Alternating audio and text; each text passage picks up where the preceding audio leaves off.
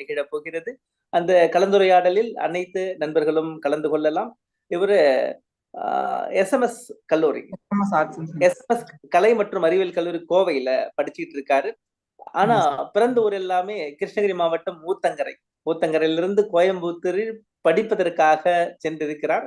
அந்த படிக்கும் நிலையில விடுதியில் இருக்கும் மாணவர்கள் என்ன வேணா செய்யலாம், ஆனா உலக அமைதியில் பங்கேற்க இயலுமா அப்படின்னு ஒரு நிலைப்பாடு. அவர்களை இந்த நிகழ்வோடு இணைத்த பேராசிரியர் சாரதா மணி அவர்களுக்கு சிறப்பு நன்றி. ஒரு இளைஞர்னு நினைக்கல, இவருக்குள்ளார இவருடைய கல்லூரி முழுக்குமுறை இளைஞர்களுக்கான ரெப்ரசன்டேஷனா தான் பாக்குறேன். ஏன்னா ஒருவர் தான் முன் வர வேண்டும் இல்லையா? அந்த நிலையில் பூவரசன் ஏழுமலை அவர்களை இந்த நிகழ்ச்சிக்கு அன்போடு அழைக்கிறேன். அவர் பேச எடுத்துக்கொண்ட பொருள் ஐநா நாள் உருவான கதை. ஐநா நாள்னா என்ன, எதுக்கு உருவானது, அதற்கான செயல்பாடுகள் என்னென்னலாம் இருக்குன்னு ஒரு கதை வடிவில் அவருடைய முறையில சொல்ல காத்திருக்கிறார். அவருக்கும் இது முதல் அரங்கு. தொடர்ந்து அவருடைய தமிழ் பணியோ அல்லது உலக பணியோ செல்வதற்கான ஒரு வழியாக இது இருக்கட்டும். தம்பி, உங்களுடைய நேரத்திற்கு நன்றி, உங்களுடைய ஆசிரியைக்கு நன்றி. நீங்கள் தொடரலாம். Okay sir. அனைவருக்கும் என் முத்தான முதற்கண் வணக்கத்தை முதலில் தெரிவித்துக் கொள்கிறேன். என் அண்ணன் திருமலைவாசன் அண்ணாவிற்கும் என்னுடைய வணக்கத்தை நான் முதலில் தெரிவித்துக் கொள்கிறேன். என்னை இப்படி ஒரு காணொளியில் காண வைத்த என்னுடைய அன்னை சாரதாமணிக்கும் என்னுடைய வணக்கத்தை நான் இப்பொழுது தெரிவித்துக் கொள்கிறேன். என் தமிழ் தாய் அன்னைக்கும் என் அன்னைக்கும் இந்த இதை சமர்ப்பணமாக நான் சமர்ப்பித்துக் கொள்கிறேன். வணக்கம். நான் எடுத்துக்கொண்ட தலைப்பு ஐநா சபை உருவான கதை. மொத்தம் ஐநா சபை உருவான கதை, அதற்கு முக்கிய காரணமே அமைதி தான். இந்த உலகத்துல பாத்தீங்கன்னா எங்கு பார்த்தாலும் இயற்கைக்குள்ள ஒரு அமைதி சீற்றங்கள் இருக்கிறது. அமைதியான வாழ்நாள். இப்ப எப்படி எடுத்துக்கிட்டீங்கன்னா இயற்கையில எங்க பார்த்தாலும் அமைதி. எப்படின்னா காலையில சூரியன் உதித்து மாலையில் சூரியன் மறையும் வரை இயற்கையில் ஒரு அமைதியாக இருக்கிறது. பிறகு மலர்கள் வாசத்தில் இருக்கும் அழகான பூவின் வாசனை ஊர் முழுக்க பரவி தென்றலில் வீசும் அழகு, அதனாலையும் கூட அது அமைதியை உருவாக்குகிறது. பிறகு மலையிலிருந்து விழுந்து கீழே விழுந்த நீர்வீழ்ச்சியிலும் அழகான அமைதி நிலவுகிறது. இயற்கையில் மட்டும் இவ்வளவு ஒற்றுமையான அமைதி இருக்கும்போது நம்ம மனித குலத்தில் இருக்கும் மனிதர்களுக்கு எல்லாருக்கும் ஒரு அமைதி இருக்க வேணும் அப்படின்ற ஒரே காரணத்துக்காக அமைதியை பத்தி நான் ஃபர்ஸ்ட் உங்களுக்கு எல்லாத்துக்கும் ஐநா சபை உருவான கதையில முதல் தலைப்பு அமைதியை பத்தி நான் உங்களுக்கு எல்லாத்துக்கும் விலாவரியா நான் உங்களுக்கு சொல்லுகிறேன். இப்ப அமைதி பத்தி நான் சொல்லணும்னா, இப்ப அந்த காலத்து மக்கள் இருக்கிறவங்க எல்லாருமே இந்த நாட்டுக்கும் அந்த நாட்டுக்கும் இருக்கிற ஏற்றத்தாழ்வு முதல் எல்லாத்துலயுமே ஒரு சண்டை, இந்த மாதிரி பிரச்சனையால என்ன பண்ணுவாங்கன்னா அந்த நாட்டுக்கும் இந்த நாட்டுக்குள்ள இருக்கிற போர் இந்த மாதிரி நடந்து என்ன பண்ணுவாங்க, பிரச்சனைகளை நிறைய ஃபேஸ் பண்ணுவாங்க. அதனால அமைதின்றது கடைபிடிக்காமலே கடைசி வரைக்கும் போயிடும். அமைதின்ற பேச்சுக்கே இங்க இடம் இல்லாத மாதிரி வாழ்நாள்ல நம்ம வாழ்ற வாழ்க்கையில அப்படி இருந்தது. அதனால அமைதியை பத்தி நான் உங்களுக்கு எல்லாத்துக்கும் இலாவரியா சொல்லிட்டு இருக்கேன். சரி, அடுத்தது ஐநா சபை உருவான கதையை பத்தி உங்களுக்கு நான் சொல்றேன். அக்காலத்து மக்களுக்கு ஒற்றுமை இல்லாத யுத்தங்கள் போர்களும் தொடர்ந்து அந்த வகையில் யுத்தங்களை தடுக்கும் சமாதான நிலைநாட்டை வைப்பதை தான் ஐநா சபை உருவானது. இதுக்கு ஐநா சபையை நம்ம எல்லாம் ஐக்கிய நாடு சபைன்னு சொல்லுவாங்க. இது பேர் வச்சவர் அமெரிக்கா ஜனாதிபதி ரூஸ்வெல்ட். அவர் தான் இதுக்கு பேர் வச்சாரு. ஐக்கிய நாட்டு சபைன்னு பேர் வச்சவரும் அவர் தான். அதனால ஐநா சபையை எதற்காக அதை தொடங்கினாங்கன்னா, உலக நாடு மக்கள் எல்லாரும் அமைதியாகவே இருக்கணும் அப்படின்ற ஒரே நோக்கத்துக்காக மட்டும்தான் ஐநா சபையை கொண்டு வந்தாங்க. ஐநா சபையை எதுக்காகனா மக்கள் இடத்துல போய் சேரணும், மக்கள் இடத்துல எல்லா மக்களுக்கும் இருக்கிற அமைதியான சுதந்திரமான மற்றும் மக்களுக்குள்ளே இருக்க ஒற்றுமையை தான் அமைதி தினமாக நான் கருதுகிறேன். முதலில் ஐநா சபையை பற்றி நான் உங்களுக்கு சொல்றேன். 1945ஆம் ஆண்டு அக்டோபர் 24 ஐக்கிய நாடுகள் சபை தோற்றுவிக்கப்பட்டது. 1948ஆம் ஆண்டு ஐக்கிய நாட்டு சபைன்னு மக்களுக்கு எல்லாத்துக்கும் உலக நாட்டுக்கே தெரிவித்தாங்க. ஐக்கிய நாட்டு சபை 1948 இந்த மாதிரி கொண்டு வந்தாங்கன்னு மக்களுக்கு எல்லாத்துக்கும் தெரிவித்து, அப்புறம் ஐக்கிய நாடு சபையில வந்து 51 நாடுகள் வந்து பங்கேற்றன. 51 நாடு 51வது நாடா போலாந்து வந்து பங்கேற்காம இருந்தனால அந்த நாட்டை வந்து 51 நாட்டை வந்து சிறிது கொஞ்ச நாள் கழிச்சு அவங்களும் சேர்ந்து இதுல உறுப்பினராக வந்து சேர்ந்தன. அதுக்கப்புறம் நாடுகளுக்குடைய இருக்கிற ஒற்றுமையை வந்து பலப்படுத்தணுன்றதுக்கோசரம் இன்று வரை 193 நாடுகள் வந்து பங்கேற்று இன்று வரை இருக்கிற எல்லா சபைகளிலும் சரி, மக்களுக்குள்ளேயும் ஒற்றுமை, அதுவும் இல்லாம பிற நாட்டுகளுக்கும் நம்ம நாட்டுகளுக்கும் இருக்கிற ஒரு பிணைப்புன்னு சொல்லுவாங்கல்ல, பிணைப்பு, அதனாலையும் கூட மக்களுக்கு வந்து இதை பத்தி எல்லாருக்கும் ஒரு ஒற்றுமை இருக்க வேண்டும் அப்படின்றதுக்காக ஐநா சபையை வந்து கொண்டு வந்தாங்க. இந்த ஐநா சபையை வந்து கொண்டு வந்ததுக்கு முழு காரணம் என்னன்னா 1919 ஆண்டு ஒரு பாரிஸ் ஐநா சபை வந்து கொண்டு வந்தாங்க. அந்த ஐநா சபை கொண்டு வரும்போது 2ஆம் உலகப் போர் வந்து அதால கூட நடந்தது. அதுக்கு காரணம் முழுக்க முழுக்க நம்ம ஹிட்லரை சொல்லலாம். ஹிட்லர் வந்து எப்படின்னா, அவர் வந்து அவருடைய வாழ்க்கை வரலாறு நான் உங்களுக்கு எல்லாத்துக்கும் தெரிவித்து சொல்றேன். அவர் வந்து சின்ன வயசுல இருந்து ஒரு நல்லவரா இருந்தாரு. ஆனா அவருக்கு காரணம் அவர் இருந்த சூழ்நிலை அப்படி இருந்தது காரணம். அதற்கு காரணம் என்னன்னு சொன்னீங்கன்னா, அவருடைய அப்பா வந்து அவர் வந்து அடிச்சு துன்புறுத்தி அப்படி அவருடைய வாழ்க்கை வரலாறுல அவங்க அம்மாவையும் அடிச்சு அவருடைய எண்ண ஃபுல்லா வன்முறை, இந்த மாதிரி வாழ்க்கை வரலாறுல மட்டும்தான் அவருடைய வாழ்க்கையில கூறப்பட்டது. அதுக்கப்புறம் அவருடைய சூழ்நிலை என்னவோ தெரியவில்லை. அவரை வந்து கெட்டவரா மாத்தினதுக்கு காரணமும் அது என்னன்னா, அவருடைய சூழ்நிலையும் அவரு சுத்தி இருந்த சமூகமும் தான் சொல்லுவேன் நானு. அதனால அவரை வந்து உலகப் போருக்கு வந்து 2ஆம் உலகப் போருக்கு அவரால் தான் முதல் முற்றுப்புள்ளி வச்சது காரணமே அவரு தான். அப்புறம் கொஞ்ச நாள் கழிச்சு 1914ஆம் ஆண்டு அவர் வந்து ஜெர்மனியில ஒரு போர் நடந்தது. அந்த ஜெர்மனியில் நடந்த அந்த போர்ல வந்து பிரிட்டன் நாட்டு அரசுல இருக்கிற போர் வீரர் ஒருத்தர் வந்து அங்க பதுங்கி வந்து தாக்குறதுக்கு முரண்பட்டாரு. அப்ப வந்து ஒரு தூரத்துல ஒரு கருப்பு உருவம் தெரிஞ்சதை பார்த்தாங்க. அந்த கருப்பு உருவம் எதுன்னு பாத்தீங்கன்னா நம்ம ஹிட்லர் தான். அப்பயே அவர் சுட்டு கொண்டிருந்தா நேரத்துக்கு 2ஆம் உலக போரே நடந்திருக்காது. இப்படி ஒரு ஐநா சபை நடந்திருக்கவும் கூடாது. நடந்திருக்கும், நடக்காமலே இருந்திருக்கும். ஆனா அதுக்கு காரணம் அவரை வந்து அப்ப மன்னிச்சு விட்டாரு. அதுக்கப்புறம் அவர் வளர்ந்து வந்து அவரு ஒரு ஜெர்மனியில வந்து ஒரு படை தளபதியா மாறினாரு. படை தளபதியாக மாறின பிறகு எங்கு பார்த்தாலும் குண்டு மலைகள் தான். ஜெர்மனியில சண்டைகள், சச்சரவைகள் எல்லாம் எங்க பார்த்தாலும் அதுவே பயம் மட்டுமே ஒளிந்து கொண்டிருந்தது. எப்படின்னு சொன்னீங்கன்னா, காலையில எந்திரிச்ச உடனே பெத்தவங்க, குழந்தைங்க எல்லாரும் வீட்டுக்கு முன்னாடி பின்னாடியும் சரி குண்டு மலையா புழிஞ்சா அவங்களுடைய வாழ்க்கையில என்ன நினைக்குவாங்கன்னு தெரியாது. அவங்க வருங்காலத்தை பத்தி அவங்களால யோசிக்கவும் முடியாது. ஏன்னா அப்படி இருந்தது. என்னன்னா ஜெர்மனி நாடு அப்படிதான் இருந்தது. அதற்கு காரணம் என்னன்னா, ஜெர்மனி நாட்டுல வந்து மற்ற போர் வீரர்கள் வந்து எந்த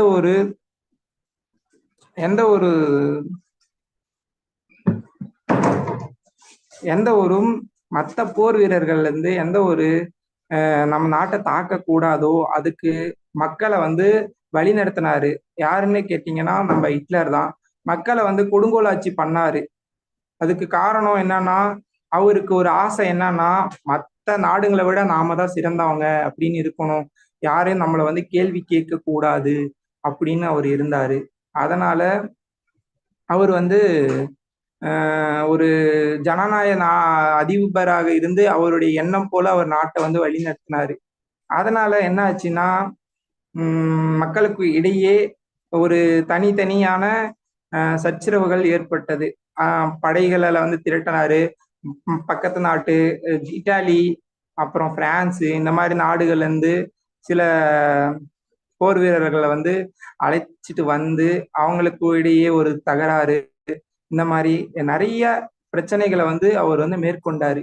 சரி, இதெல்லாம் பார்த்துட்டு அவருடைய வாழ்க்கை வரலாறு என்ன சொல்லுதுன்னா, எவ்வளவுதான் நம்ம அவ்வளவு பிரச்சனைனா அதுக்கு காரணம் என்னவென்று நாம தெரிஞ்சுக்கணும். ஏன்னா அன்பு கிடைக்க வேண்டிய இடத்துல ஆணவம் எல்லாம் கிடைச்சனா நம்ம சூழ்நிலை மனிதனை வந்து கெட்டவனா தான் மாத்தும். ஆனா அவர் வாழ்ந்த கடைசி காலத்துல அவரை பத்தி வந்து எல்லாரும் சொன்னதை மட்டும் நான் உங்களுக்கு சொல்றேன். அவர் கடைசி காலத்துல கடைசி 1 மாத காலத்துல ரஷ்யா வந்து மற்றும் எல்லா நாடுகள்லயும் அவங்களுக்கு வந்து போர் வந்து நடத்த வந்தாங்க. அப்போ வந்து ரஷ்யா மற்றும் மற்ற நாடுகள்ல இருந்து வர பிரச்சனையால கூட அவருக்கு வந்து ஒரு சில பிரச்சனைகள்லாம் வந்துச்சு. எப்படின்னா மற்ற நாட்டுகள் வந்து நம்மளை தாக்குறதுக்குள்ள நம்ம நாட்டுல இருக்கிற மக்களையே நம்ம அழிச்சிட்டு நாமளும் நம்ம இறந்து போயிடணும் அப்படின்றதுக்கோசரம் அவர் வந்து மற்ற நாட்டுகள்ல இருந்து இருக்கிற பிரச்சனைகளை எல்லாத்தையுமே என்ன பண்ணாரு, தான் நாட்டுக்குள்ள இருக்கிற மக்களுக்கே கொடுத்தாரு. எப்படின்னா மத்தவங்க வந்து தாக்குறதுக்குள்ள நம்ம நாட்டை நாமளே தாக்கி நாமளும் இறந்து போயிடலாம் அப்படின்னு நினைச்சிட்டு அவர் வந்து நாட்டுல இருக்கிற மக்களை எல்லாத்தையும் துன்புறுத்தினார், பயங்கரமா துன்புறுத்தினார்.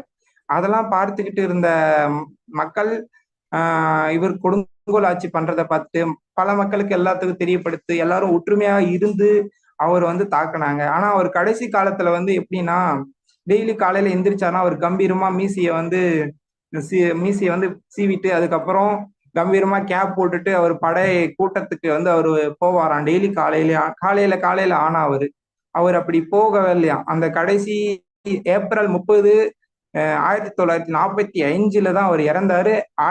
ஏப்ரல் 28 1945 அவருக்கு வந்து நாம இறக்க போறோம் அப்படின்ற ஒரு தருணத்துல அவர் வந்து ஒரு வாழ்க்கை வரலாறு வந்து திருப்பி போட்ட மாதிரி இருந்தது. எப்படின்னா அவருக்கு வந்து தெரியும் இப்படிதான் நம்மளை வந்து எப்படியாவது அழிச்சிருவாங்க அப்படின்னு தெரிஞ்சனால அவர் வந்து தனக்கு தானே வந்து படுகொலைகள் தனக்கு தானே வந்து தீங்கு வச்சுக்கணும் அப்படின்றதுக்கோசரம் அவர் ஒரு நாளைக்கு 18 டேப்லெட் போடுவாராம்.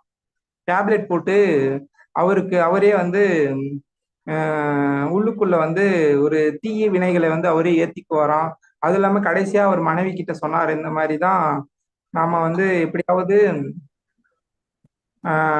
அந்த கடைசியா இந்த மாதிரி அவர் மனைவி கிட்ட சொன்னது, நாம செஞ்ச தவறுகள் எல்லாம் நம்ம கடைசியில மன்னிச்சுக்கணும், நாம என்னதான் தவறு செஞ்சிருந்தாலும் அது நம்மளை சேரும் அப்படின்னு அவர் வந்து சொல்லிட்டு அவரும் அவர் மனைவியும் சுட்டுக்கிட்டு 2 பேருமே இறந்துட்டாங்க. இது வந்து அவர் தீ வச்சு கொளுத்தி யாருக்கும் தெரியாத மாதிரி அதை வந்து பார்த்துக்கிட்டாரு. அதை வந்து மக்களுக்கு அடுத்த நாட்டு மக்களுக்கு வந்து நம்மளுடைய ஒரு எலும்பு கூடு கூட கிடைக்க கூடாது அப்படின்றது ஒரு அகங்காரத்துல அவர் இறந்துட்டாரு. இருந்தாலும் கடைசியில அவருக்கு தேவையானது அன்பு மட்டும்தான். அமைதியை நோக்கி போயிருந்தா இவ்வளவு பெரிய பிரச்சனையும் வந்திருக்காது.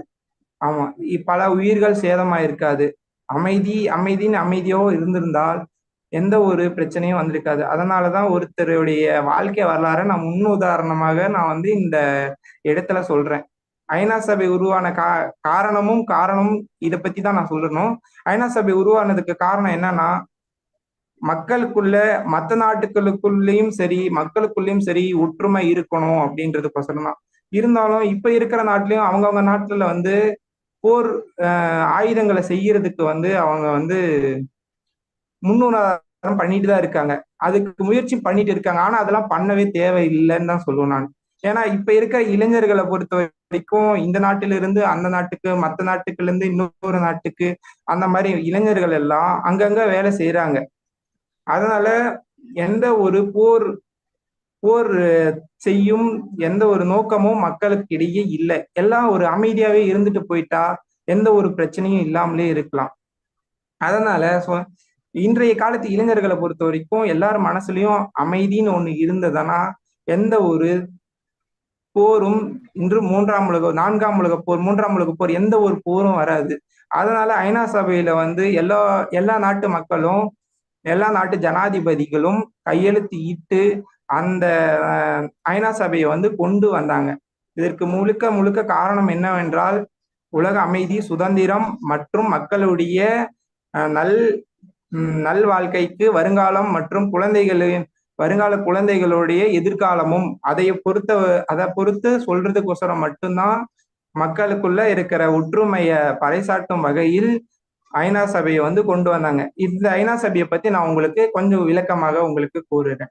1945ஆம் ஆண்டு அக்டோபர் மாதம் 24ஆம் தேதி ஐக்கிய நாடுகள் அமைப்பு தோற்றுவிக்கிறது. 1948ஆம் ஆண்டு முதல் ஐநா தினம் கடைபிடிக்கப்படுகிறது. இந்த நிலையில் முக்கிய நோக்கம் என்னவென்றால் ஐநாவின் நோக்கங்களையும் சாதனைகளும் உலகம் எங்கும் எடுத்துரைகிறது. ஐநாவின் உலக நாடுகளும் அதாவது 193 நாடுகள் அங்கம் வகிக்கின்றன. ஐநா அமைப்புகள் முன்னதாக இது போன்ற பல சர்வதேச அமைப்புகள் உருவாகின்றன. அதில் முக்கியமானது முதல் உலகப் போருக்கு பின் 1919ஆம் ஆண்டு உருவாக்கப்பட்ட ஐநா சபை. அது பாரிஸ் ஐநா சபைன்னு சொல்லுவாங்க. அந்த சபை வந்து ஆல்ரெடி இதுக்கு முன்னாடி வந்து அதை கொண்டு வந்தாங்க.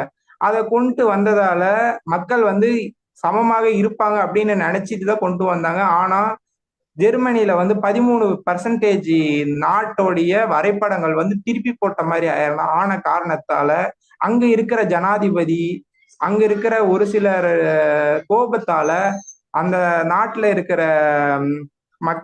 மக்களுடைய பல சிந்தனைகளாலையும் சரி, அந்த நாட்டுல இருக்கிற எல்லா ஒருவருக்குள்ள ஒருவர் ஒற்றுமை இல்லாம மற்ற நாட்டுகளோட போரிட்டு அதனால வந்த விளைவுகள் தான் 2ஆம் உலகப் போர்னு நம்ம சொல்லலாம். ஆனால் இந்த அமைப்பு தனது செயலை வெற்றிகரமாக கொண்டு போய் சேர்க்கவில்லை. இதில் ஏற்கப்பட்ட தோல்வியே 2ஆம் உலகப் போருக்கு காரணம்.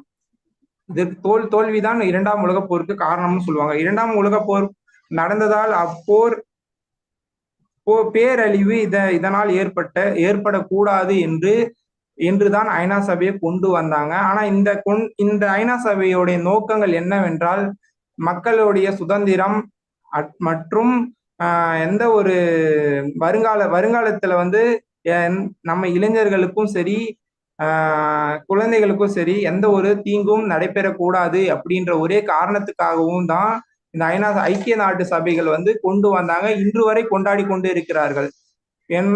ஏப்ரல் 24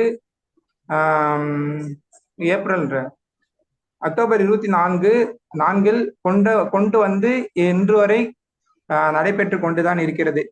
இதுல 6 முக்கிய உறுப்புகள் உள்ளன. பொது பேரவை, பாதுகாப்பு மன்றம், பொருளாதார மற்றும் சமுதாய மன்றம், தர்மகர்த்தா மன்றம், உலக நீதிமன்றம், செயலகம். இது 15 மன்றங்கள். இவை எல்லாவற்றையும் உண்டு. இவைகளில் நோக்கங்களும் திட்டங்களும் உலகளாகவே எப்படின்னா உலகத்துக்கு மட்டும்தான் எல்லாத்துக்கும் சமன்ற மாதிரின்ற ஒரே நோக்கத்துக்காக மட்டும்தான் இதை வந்து கொண்டு வந்தாங்க.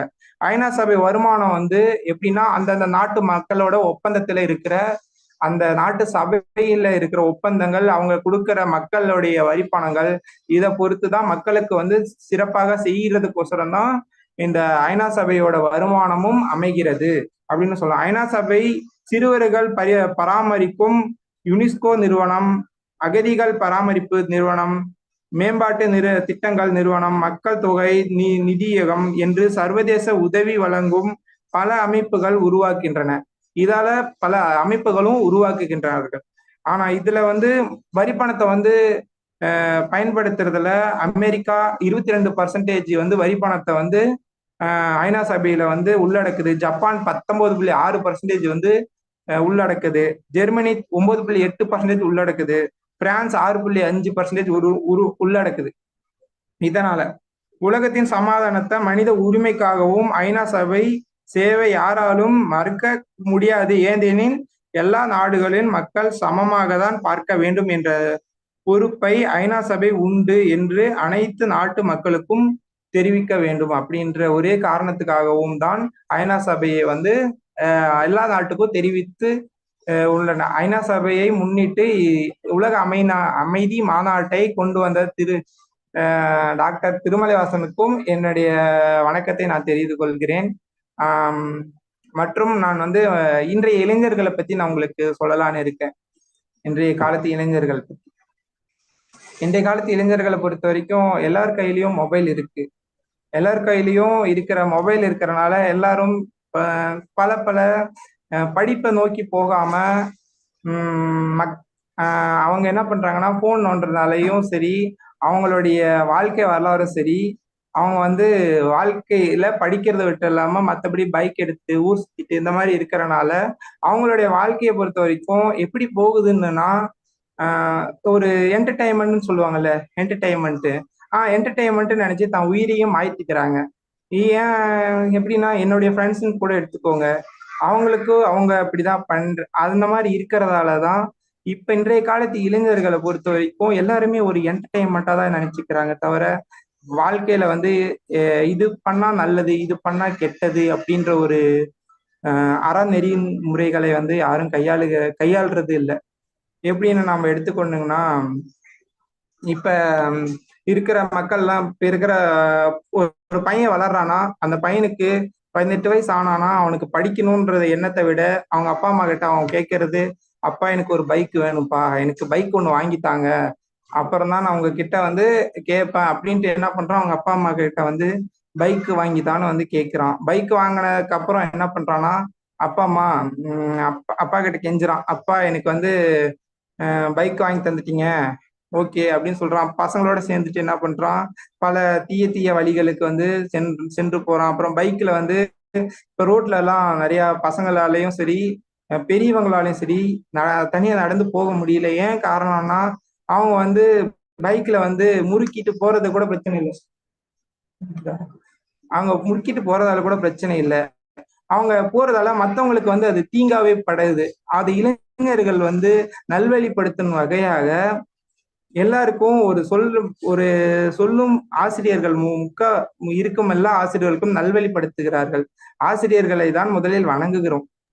ஏன்னா ஆசிரியர்கள் இல்லை என்றால் மாணவர்கள் இல்லை என்று சொல்லலாம்.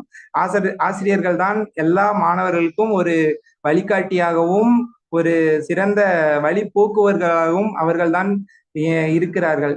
ஏன்னா இப்ப இருக்கிற முக்காவாசி இளைஞர்கள் எல்லாருமே அவங்க சொல்ற வழிகாட்டி முதற்கொண்டுதான் எல்லாரும் போகிறாங்க. ஒரு சில பேர் வந்து அப்படி திருந்துறதுக்கு சில பல வாய்ப்புகள் இருக்கிறது. எப்படின்னா நம்ம கூட இருக்கிறவங்களை நாம திருத்தணும்னா நம்ம நண்பர்கள் வந்து சேர்க்கை நல்லா இருந்தா போதும் சொல்லுவாங்க. நண்பர்கள் சேர்க்கை நல்லா இருந்தா போதும், அவனும் திருந்திருவான், அவன் வாழ்க்கையும் நல்லா இருக்கும், அவனும் ஒரு நல்ல வேலைக்கு போயிட்டானா அதுக்கப்புறம் அவங்க குடும்பத்தையும் அவனால பாத்துக்க முடியும். அந்த அளவுக்கு மக்கள்ல இருக்கிற எல்லா நண்பர்களுக்குள்ள இருக்கிற நட்பை பத்தி நான் உங்களுக்கு சொன்னேன். இன்றைய காலத்து இளைஞர்களை பொறுத்த வரைக்கும் எப்பொழுதுமே ஒரு ஒற்றுமையாகவும் மகிழ்ச்சியாகவும் இருந்தால் ஐநா சபை இல்லை, எந்த ஒரு சபையும் தேவையில்லை என்று நான் சொல்லுவேன். ஏன்னா நம்மக்குள்ள இருக்கிற வீட்டுக்குள்ளேயே ஒரு அண்ணன் தம்பி தங்கச்சி இந்த மாதிரி இருக்காங்கன்னா அவங்களுக்குள்ள சண்டை போடாம ஒற்றுமையா இருந்தாங்கன்னா, அவன் வீட்டுக்குள்ள இருக்கிற ஒற்றுமையை நம்ம சொன்னீங்கன்னா நாட்டுக்குள்ள ஒற்றுமையும் சரி, இப்ப உலகத்துக்குள்ள இருக்கிற எல்லா ஒற்றுமையும் சரி, எல்லாத்துக்குள்ளேயும் ஒற்றுமைன்றது சாதாரணமாவே வந்து அமையும். அதனால நம்ம குடும்பத்திலேயே நமக்குள்ள ஒற்றுமை இருக்கணும்.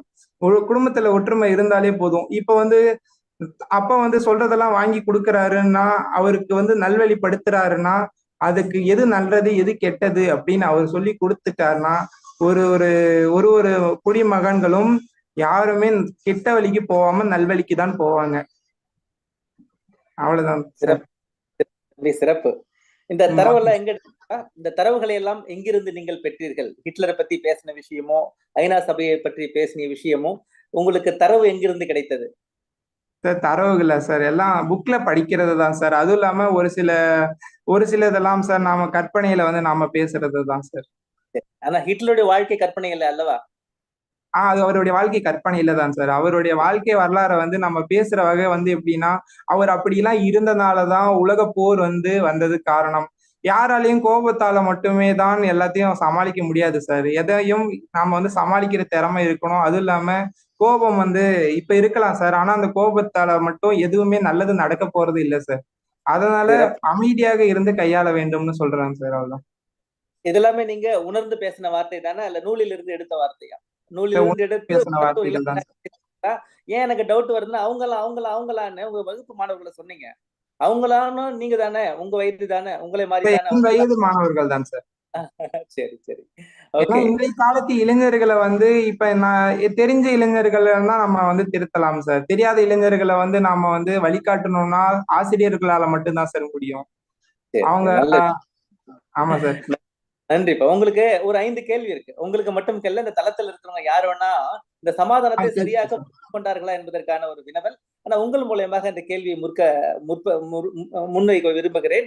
உங்களுடைய மேடம் சாரதாமணி அம்மையாரும் இணைப்புல இணைந்திருக்கிறாங்க.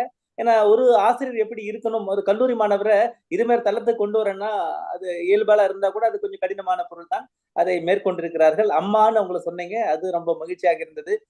நன்றி. பூவரசன் ஏழுமலை, உங்களுடைய பயணம் தொடர வேண்டும். நீங்க அதுக்கு பதில் சொல்லணும். முதல் பதிலா சொல்லணும். இதுக்கு பதில் தெரியலன்னா கவலையே பட தேவையில்லை. ஏன்னா எல்லாருமே ஆரம்பத்துல ஏதோ ஒரு நிலையில் கற்பாளர்கள் தான். இது முதல் முறையாக நீங்க தளத்துல வந்து பேசுறீங்க. நல்ல ஒரு செறிவான, உங்களுக்கு நல்ல ஒரு அந்த பேசக்கூடிய ஆற்றல் இருக்கிறது. ஒரு பொருள் எடுத்து உங்களால கம்யூனிகேட் பண்ண முடியுது. அந்த ஆற்றல் மட்டுமே போதும் வாழ்க்கையில வெற்றி பெறுவதற்கு. உங்களுக்கு வாழ்த்துக்கள், தாய் தந்தைக்கு வாழ்த்துக்கள், ஆசிரியருக்கு வாழ்த்துக்கள். 5 கேள்வி மட்டும் இந்த சமாதானம் சரியாக முறையில் கற்பிக்கப்படுகிறதுதான்னு பதில் நான் சொல்லிடுவேன். 4 பதில இருந்து ஒரு பதில தேர்ந்தெடுத்தா போதும். யார் வேணா சொல்லலாம். முதல் உரிமை யாருக்கு அப்படின்னா தம்பிக்கு, தம்பி பூவரசன் ஏழுமலைக்கு. சமாதானம் என்ற வார்த்தை இல்லையா? சமாதானம் என்ற ஒரு வார்த்தை அந்த எண்ணக்கருவை குறிப்பதாக மிகவும் பொருத்தமான விஷயம். சமாதானம்னா பொருத்தமா 4 டெபினிஷன் சொல்றேன்பா. அது எந்த டெபினிஷன் சரியா இருக்குன்னு சொல்லுங்க. சமாதானம் ஒரு வார்த்தை கிடைச்சிச்சு. பேசிக்கிட்டே இருக்கும். சமாதானத்துக்கு 1000 தரவு இணையத்துல இருக்கு, நூல்ல இருக்கு. உண்மையிலே சமாதானம் என்றால் என்ன என்பதற்கான 4 டெபினிஷன் சொல்றேன். அதுல ஒண்ணு நீங்க தேர்ந்தெடுக்க முடியுதான்னு பாருங்க. சமாதானம் எண்ணக்கரு எதை குறிக்குதுன்னா பொறுமை, நட்புணர்வு, ஒத்துழைப்பு போன்ற நற்பண்புகளுடைய வளர்ச்சி. இது ஃபர்ஸ்ட் டெபினிஷன். பொறுமை, நட்புணர்வு, ஒத்துழைப்பு போன்ற நட்பண்புகளின் வளர்ச்சி. இது ஃபர்ஸ்ட் டெபினிஷன். இதுவா? இல்லைன்னா போர், சண்டை, பிணக்குகள் போன்றவற்றை தவிர்த்தலாம். 2வது டெபினிஷன் என்ன? போர் இருக்கக்கூடாது, சண்டை இருக்கக்கூடாது, பிணக்குகள் போன்றவற்றை தவிர்த்தல். 3வது டெபினிஷன் என்னன்னா தனியால் மோதல்களை தவிர்த்து சிறப்பாக வாழ்வதற்கு வழிவகுக்கணும். மோதல்கள் இருக்குதான் செய்யும், அதை தவிர்த்துட்டு நம்ம சிறப்பா வாழ்வதற்கு வழிமுறை செய்வதா. 4வது டெபினிஷன் என்னன்னா தனியால் தேவைகளை நிறைவு செய்வதோடு ஒரு இண்டிவிஜுவலுக்கு என்ன பண்ணணும் அப்படின்னா தன் நிறைவுக்கான ஒரு வாழ்க்கையை வாழணும், மோதல்களை தவிர்க்கணும். இந்த 4ல எது? பொறுமை, நட்புணர்வு, ஒத்துழைப்பு போன்ற நற்பண்புகளின் வளர்ச்சி தான் சமாதானமா?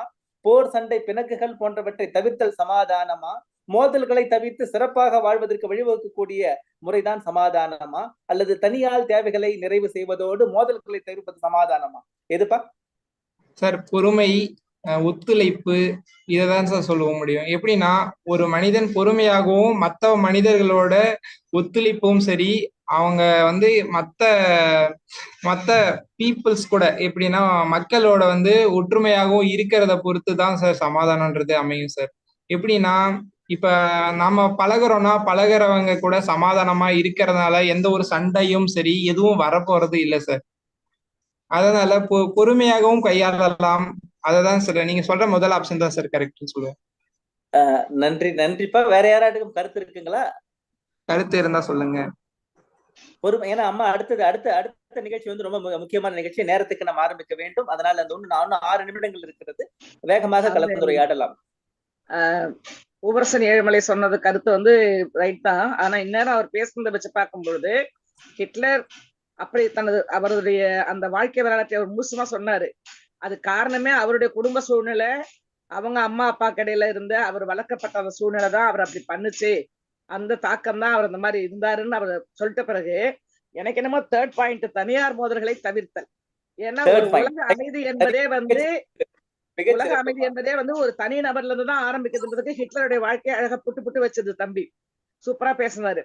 ஆக அந்த உலக அமைதி என்பதை எங்க இருந்து முதல்ல ஸ்டார்ட் ஆகணும்னா தனியார் இடத்துல, ஒவ்வொரு தனிநபர் இடத்துல ஆரம்பிக்க வேண்டும்.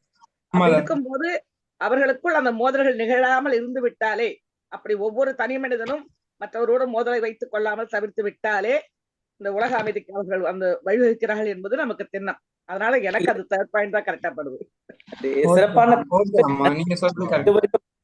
சிறப்பான தேர்வு. மோதல்களை தவிர்த்து சிறப்பாக வாழ்வதற்கு வழிவகுக்கக்கூடிய முறை, அதுதான் அந்த சிறப்பான தேர்வு. நன்றிமா. தம்பி, பொறுமை, நட்புணர்வு, ஒத்துழைப்பு, சமாதானம் அது இருந்து தம்பி சொன்ன மாதிரி நல்லவரை கொண்டு வர அப்பா அவரை அடித்து துன்புறுத்தினார். அவர் கெட்டவராக மாறியது. முதல் உலக போருக்கு முற்றுப்புள்ளி வைத்தவர். அப்போதே அவரை சுட்டு கொண்டிருந்தால் இந்த போரே வந்திருக்காது என்று சொன்னார் அல்லவா? அதுதான் எனக்கு பிடித்தது. மிகவும் ரசித்தேன். அனைத்துமே சிறப்பான தேர்வுமா. அதுல பொருத்தமான தேர்வு, மிகச் சிறப்பான தேர்வு. 2வது வினாக்கள் மட்டும் நான் வைக்கிறேன். அடுத்தடுத்த நிகழ்ச்சியில நம்ம ஒரு பேச்சாளருக்கு அப்புறம் பண்ணலாம். நண்பர்களுக்கு இரண்டாவது கேள்வி. பூவரசன் கேட்டுக்குங்க. சமாதானத்துக்காக செயலாற்றும் ஒரு ஒரு நம்ம டீச்சர்னு வச்சுக்கோ. நம்ம எல்லாருமே உழவன். நம்ம உழவு பணியில இருக்கிறோம். ஒரு டீச்சர் அல்ல நாம ஒரு சமாதானத்துக்கு செயல்பாட்டாளர்னா, நம்ம அந்த சமாதானத்தை உலகுக்கு கத்துக் கொடுக்கணும்னு நினைக்கிறோம் இல்லையா? நாம ஒரு 4 பாயிண்ட் சொல்றேன். எந்த முறையை கையாள வேண்டும்? எதை நாம் கையாள வேண்டும்? இந்த உலக சமாதானத்தை குழந்தைகள்ல இருந்து பெரியவர்கள் எல்லாருக்கும் கற்றுக் கொடுக்க வேண்டும் என்ற நிலைப்பாட்டில் இருக்கும் நாம் எதை செய்யணும்? முதல் காரியமா, கருமம்னா இங்க காரியமா எதை செய்யணும்? முதல் முடிவெடுத்தல், பிரச்சனைகளை தீர்த்தல் ஆகிய தொடர்பான அனுபவங்களை பெற்றுக்கொள்ள வழிவகுக்கக்கூடிய கற்றல் கற்பித்தல் முறைகளை கையாள வேணும். என்ன பண்ணணும்? முடிவெடுக்கணும், பிரச்சனையை தீர்க்கணும். இது ரெண்டுத்துக்குமான அனுபவ கல்வியை வழிவகுக்கக்கூடிய கற்றல் கற்பித்தல் முறையை என்ன இருக்கணும்னா, பிரச்சனையை பார்த்து ஒதுங்குறதோ இல்ல முடிவெடுக்க திணறதோ இருக்கக்கூடாது. இது ரெண்டும் மையப்படுத்திய கல்வி முறைகளை கையாள வேண்டும். முதல் பாயிண்ட். இரண்டாவது பாயிண்ட், பிரச்சனைகளை பகுத்து ஆய்ந்து சிறப்பான தொடர்பாடல், நல்ல கம்யூனிகேட் பண்ணி அதை சரி பண்ணுவதற்கான முயற்சிகளை எடுக்கணும். மூணாவது பாயிண்ட், சமாதானத்துக்கான கல்வியின் தேவையை எடுத்துக்காட்டின நிறைய என்ன பண்ணணும்? எக்ஸாம்பிள்ஸ், நீங்க சொன்ன மாதிரி எக்ஸாம்பிள் சொல்லிட்டே இருக்கணும். நாலாவது சமாதானத்துக்கு வேண்டிய ஏய்பாக்க கொண்ட வாழ்க்கை முறை. சமாதானத்துக்கு ஏத்த வாழ்க்கையை நம்ம என்ன பண்ணணும்? மக்களுக்கு, மாணவர்களுக்கு விளக்கணும். எந்த முறையில போனா சமாதானத்தை ஒரு ஆசிரியராக நாம நிலைநாட்ட முடியும்? நான் இன்னொரு டைம் வாசிக்கிறேன். முடிவெடுத்தல், பிரச்சனை தீர்த்தல் ஆகிய தொடர்பான அனுபவங்களை பெற்றுக்கொள்ள வழிவகுக்கக்கூடிய கற்றல் கற்பித்தல் முறைகளை கையாள வேண்டும். முதல் பாயிண்ட். பிரச்சனைகளை பகுத்து ஆய்தல், சிறப்பான தொடர்பாடல் முறைகள் ஆகியவற்றை விளக்குதல். இரண்டாவது. மூன்றாவது, சமாதானத்துக்கான கல்வியின் தேவையை எடுத்து காட்டுவது. நான்காவது, சமாதானத்துக்கு வேண்டிய ஏய்பாக்க கொண்ட வாழ்க்கை முறையை விளக்குவது.